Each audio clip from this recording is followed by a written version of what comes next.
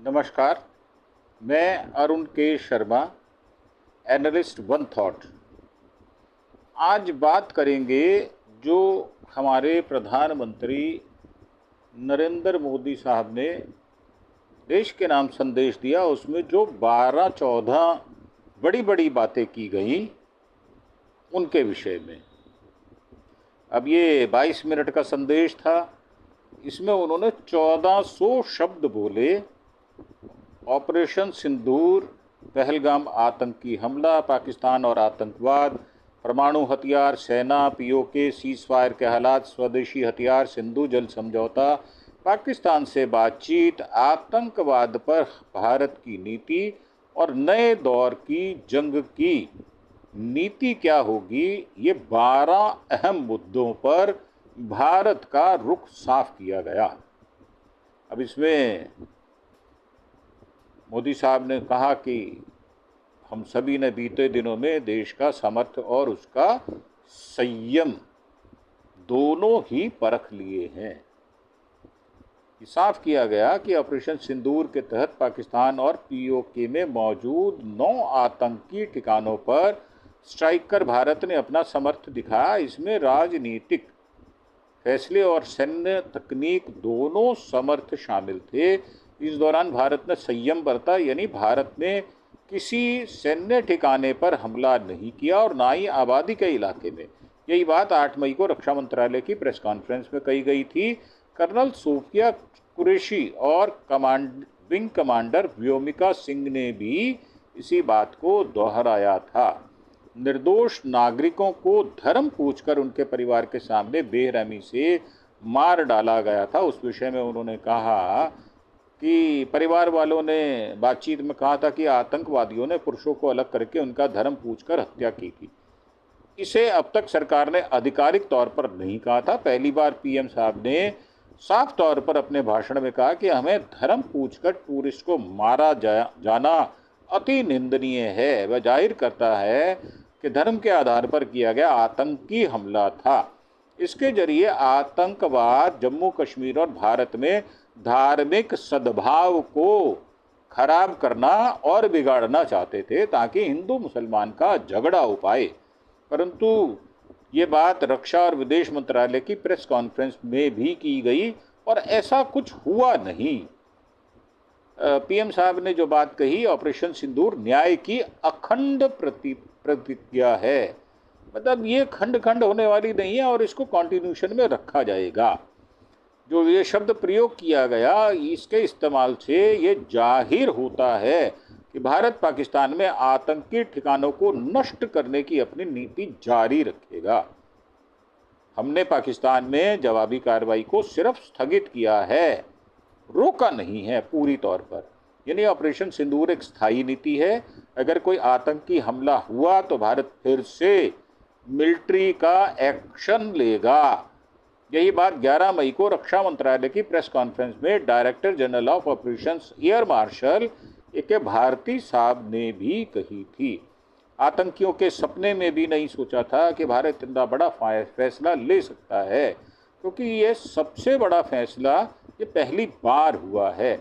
आतंकियों ने ऑपरेशन सिंदूर के तहत न केवल पाकिस्तान के कब्जे वाले कश्मीर यानी पीओके के आतंकी ठिकानों पर हमला किया गया, बल्कि पाकिस्तान पंजाब प्रांत के बहावलपुर में भी आतंकी मसूद अजहर का जो ठिकाना था, जो उसका सबसे बड़ा आतंकवादी बनाने की फैक्ट्री थी, उस पर भी हमला किया गया और उसको ठिकाने लगाने की कोशिश की गई। यह लोकेशन बॉर्डर से 100 किलोमीटर अंदर है। 1971 के युद्ध में पहली बार भारत ने पाकिस्तान के अंदर इस तरह का हमला किया है। आमतौर पर अमेरिका जैसे बड़े देश ही अपने ऊपर किसी खतरे के खिलाफ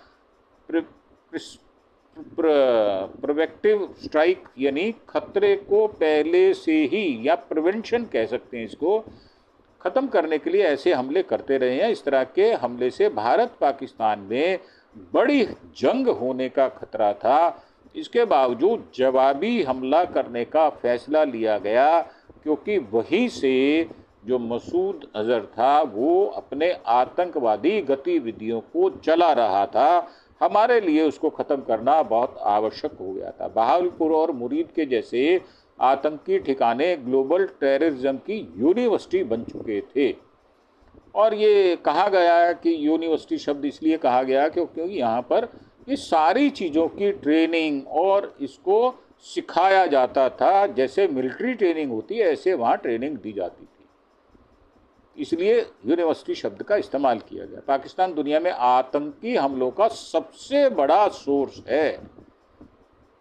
पीएम ने अपने भाषण में कहा कि अमेरिका में 9/11 हमले और लंदन में हुए बम विस्फोटों का जिक्र किया। दुनिया को याद दिलाना चाहते हैं कि 9/11 हमले का mastermind Osama bin Laden Pakistan के एबटाबाद में ही छिपा था। 2 मई 2011 को अमेरिका ने उसको वहीं के वहीं मार गिराया था। इसी तरह 7 जुलाई 2005 को लंदन की मेट्रो ट्रेन में बम धमाके करने वाले आतंकियों ने पाकिस्तान के मुरीद के में ही ट्रेनिंग ली थी। ये बात स्पष्ट हो चुकी है। इन हमलों में 56 लोग मारे गए थे, 700 से ज़्यादा लोग घायल हुए थे, 100 से अधिक खूंखार आतंकवादियों को मौत के घाट उतारा गया, ऐसा हमारे प्रधानमंत्री नरेंद्र मोदी साहब ने बताया है। उनके मारे जाने की पुष्टि हो चुकी है। ये साफ हो गया है कि जिन 9 ठिकानों पर भारत ने स्ट्राइक की थी वहाँ आतंकी मौजूद थे, उनकी प्रेजेंस थी वहाँ पर, इसीलिए मारे गए। और वो आम मस्जिद या इमारतें नहीं थी, वो आतंकवादी बनाने की फैक्ट्रियाँ थी। 11 और 12 मई को तीनों सेनाओं के ऑपरेशन हेड की प्रेस कॉन्फ्रेंस में भी ये आंकड़ा दिया गया था। DGMO lieutenant general Rajiv Ghai ने कहा था, खुफिया एजेंसियों के इनपुट के मुताबिक ऑपरेशन सिंदूर के दौरान 100 से ज़्यादा आतंकवादी मारे गए थे। जब पाकिस्तान की तरफ से गुहार लगाई गई तो भारत ने उस पर विचार किया और उस पर पॉजिटिव एक्शन भी लिया गया। सीज फायर, इस सवाल पर उन्होंने कहा कि भारत क्यों राजी हुआ। उनके मुताबिक पाकिस्तान ने कई देशों से सीज फायर के लिए बात की थी। पाकिस्तानी डीजीएमओ ने भारतीय डीजीएमओ से फ़ोन पर बात की थी। उन्होंने ये भी साफ किया कि जब पाकिस्तान ने कोई आतंकवादी गतिविधि और सैन्य कार्रवाई ना करने का वायदा किया था तो इसके बाद ही भारत ने सीज फायर पर अपने विचार रखे और राजी हुआ था। दरअसल 10 मई की शाम 3:30 बजे के बाद 5:30 बजे अमेरिकी राष्ट्रपति डोनाल्ड ट्रंप ने सोशल मीडिया पर पोस्ट करते हुए भारत और पाकिस्तान के बीच सीज फायर होने की बात कही थी। इसके बाद दोनों देशों के विदेश मंत्रियों ने इसकी पुष्टि की थी। मीडिया रिपोर्ट्स के अनुसार ये दावा किया जा रहा है कि अमेरिका की मध्यस्थता में भारत और पाकिस्तान सीज फायर के लिए तैयार हुए थे, जबकि सच्चाई से ये दूर है बात। इसके लिए पाकिस्तान की ओर शुरुआत की गई थी। कोई भी न्यूक्लियर या ब्लैकमेल भारत नहीं सहेगा, जैसा कि पाकिस्तान आम तौर पर धमकी दिया करता था और ये ऐसे लहजे में बात करता था जैसे वो भारत को न्यूक्लियर वेपन चलाकर उड़ा देगा, परंतु ऐसा कुछ हुआ नहीं। पहलगाम आतंकी हमले के तुरंत बाद जैसे ही चर्चा फैली भारत सर्जिकल स्ट्राइक जैसा कोई जवाबी हमला कर सकता है, पाकिस्तान के तमाम नेताओं ने परमाणु बम और मिसाइलों से हमला करने की धमकी देना शुरू कर दिया था। पाकिस्तानी मंत्री हैं हनीफ अब्बासी ने कहा था 130 न्यूक्लियर मिसाइल के निशाने पर भारत है, परंतु हुआ उल्टा। दरअसल भारत का nuclear policy no first use, मतलब फर्स्ट अटेम्प्ट भारत नहीं लेगा, परंतु अगर उसे छेड़ा जाएगा तो वो छोड़ेगा भी नहीं। इसी नीति पर चलते हुए भारत कभी पहले परमाणु हथियारों का इस्तेमाल करेगा, ऐसा होगा नहीं। वहीं पाकिस्तान की घोषित नीति है, अगर वो किसी युद्ध में पिछड़ता है तो वह खुलकर परमाणु हथियारों का इस्तेमाल करेगा। अपने भाषण में पीएम साहब ने कहा कि विरोधाभासी नीतियों से उपजी न्यूक्लियर अटैक की धमकी से अब भारत डरने वाला नहीं है और भारत कोई सैन्य कार्रवाई हुई तो न्यूक्लियर अटैक की धमकी से पीछे नहीं हटेगा। ये बात स्पष्ट तौर पर कही गई है। न्यू एज वारफेयर में श्रेष्ठता, मेड इन इंडिया हथियारों की प्रामाणिकता सिद्ध हुई है। ऐसा पीएम साहब ने कहा। मतलब क्रूज मिसाइल और ड्रोन्स के जरिए किए गए सटीक हमलों से भारत के किसी भी विमान और जवान ने इंटरनेशनल बॉर्डर और एलओसी को पार नहीं किया था। 3 साल से जारी रूस और यूक्रेन जंग में ड्रोन्स का इस्तेमाल देखा गया। इस दौरान ड्रोन्स न केवल मिलिट्री ठिकानों पर हमले किए गए बल्कि टैंक और तोपखाने भी तबाह कर दिए गए। भारत ने ऑपरेशन सिंदूर में न केवल स्कैल्प और ब्रह्मोस जैसे हाईटेक क्रूज मिसाइल से पाकिस्तान आतंकी ठिकानों पर हमला किया बल्कि S-400 आकाश बाराक और एयर डिफेंस के जरिए पाकिस्तानी हमलों को रोका भी गया। वहीं जब भारत ने पाकिस्तान के एयरबेस पर जवाबी हमला किया तो ब्रह्मोस मिसाइल का इस्तेमाल किया गया भारत द्वारा, और कहा गया कि भारत इस न्यू एज वारफेयर की टेक्नोलॉजी में माहिर है। और ये भी कहा भारत के स्वदेशी हथियार कोई भी हमला कर सकते हैं, किसी भी हमले से बच सकते हैं। यानी स्वदेशी हथियारों ने सबसे अधिक काम किया और वो सबसे ज़्यादा कारगर सिद्ध हुए भारत की सैन्य शक्ति के रूप में। टेरर और टॉक एक साथ नहीं हो सकते, ये बात बिल्कुल स्पष्ट है। अब पाकिस्तान आतंकवाद को पनाह देना बंद नहीं करेगा जब तक दोनों देशों के बीच बातचीत और व्यापार नहीं होगा। दरअसल 2016 में पठानकोट हमले के बाद भारत और पाकिस्तान के रिश्तों में जो खराबी आई थी, डिप्लोमेटिक बातचीत बेहद सीमित हो गई थी। वहीं पहलगाम हमले के बाद भारत ने पाकिस्तान के साथ डिप्लोमेटिक रिलेशंस टोटल समाप्त कर दिए थे, यानी जीरो रिलेशनशिप, और ट्रेड के मामले पर हर जगह रोक लगा दी गई थी। और ये स्पष्ट किया गया है कि पाकिस्तान की तरफ से आतंकवाद का ये सिलसिला जारी रहता है तो किसी भी तरह की बातचीत नहीं होगी, और अगर किसी तरह का व्यापार भी नहीं होगा। पानी और खून एक साथ नहीं बहेगा। ऐसा नहीं है कि पाकिस्तान हमारे क्षेत्र में एंट्री करने के बाद, उनके आतंकवादी चोरी छिपे आने के बाद हमारे भारतीयों का खून बहाते रहेंगे और हम पंजाब से जो नदियां जा रही हैं उसका पानी बहने देंगे, पाकिस्तान में जाने देंगे। ये दोनों बातें साथ साथ नहीं होंगी। सीज फायर के बावजूद भारत सिंधु जल समझौते को दोबारा तब तक लागू नहीं करेगा जब तक पाकिस्तान आतंकवादियों को पनाह देना बंद नहीं करता। दरअसल पहलगाम हमले के बाद भारत सिंधु जल समझौते से खुद को अलग कर लिया था।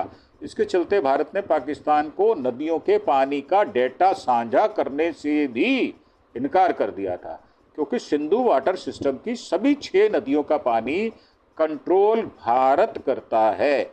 सिंधु जल समझौते के कारण पाकिस्तान को 80% से अधिक पानी मिलता है और भारत जो 20% पानी लेता है उसका भी 10% ही इस्तेमाल करता है। ऐसी चर्चा भी है और ऐसे आंकड़े उपलब्ध हैं। ऐसे में अगर ये समझौता रद्द रहा तो पाकिस्तान की आर्थिक कमर टूट जाएगी, क्योंकि जब पानी नहीं मिलेगा तो खेती उजड़ेगी और खेती उजड़ेगी तो अन्न और बाकी चीज़ें, उसकी पैदावार कम हो जाएगी, जिससे पाकिस्तान में खाने का संकट उभर सकता है। अगर पाकिस्तान से बात होगी तो टेररिज्म और पीओके पर ही होगी। ये साफ कर दिया गया है कि पाकिस्तान से जब आतंकवाद और पीओके पर सीधी बातचीत होगी, कोई भी मध्यस्थ इसमें नहीं रहने वाला। भारत इस मामले में किसी तीसरे देश का दखल स्वीकार नहीं करेगा। पहले भी 70 सालों में उसने किसी भी मध्यस्थ की मध्यस्थता को स्वीकार नहीं किया। ये हमारी विदेश नीति हमेशा रही है। दरअसल अब तक पाकिस्तान कश्मीर और आतंकवाद के मुद्दे को दूसरे देशों और अंतर्राष्ट्रीय मंचों पर उठाता रहा है। मीडिया रिपोर्ट्स में दावा किया गया है कि ऑपरेशन सिंदूर के बाद बड़े तनाव को लेकर पाकिस्तान ने अमेरिका, सऊदी अरब जैसे देशों से बातचीत की थी। इसके बाद अमेरिका की मध्यस्थता में सीज फायर हुआ, जो कि बात सच नहीं है। लेकिन अब भारत ने साफ कर दिया है इन मुद्दों पर किसी तरह की मध्यस्थता के लिए वो तैयार नहीं है। यानी अमेरिका हो या और कोई अन्य देश, किसी भी देश की मध्यस्थता को भारत ना स्वीकार किया है, ना करेगा, और भविष्य में भी इसकी संभावनाएं शून्य के समान हैं। ये थी हमारी आपके लिए प्रस्तुति जो भारत के प्रधानमंत्री ने देश के नाम संदेश दिया, उसके विषय में जो मुख्य बातें थी उनके ऊपर हमने आपके सामने विचार रखे। इसी के साथ इस एपिसोड को समाप्त करने की आज्ञा चाहते हैं, और एक बार फिर से प्रार्थना, आप हमारे चैनल को ज़्यादा से ज़्यादा लोगों से सब्सक्राइब करवाएं, अपने दोस्तों से, अपने रिश्तेदारों से, अपने पड़ोसियों से, अपने सज्जन मित्रों से भी अरुण के शर्मा एनालिस्ट वन थॉट को आप सब्सक्राइब भी करें और बेल आइकॉन की घंटी का बटन भी दबाएं। आपका धन्यवाद। Thank you. जय हिंद, जय भारत।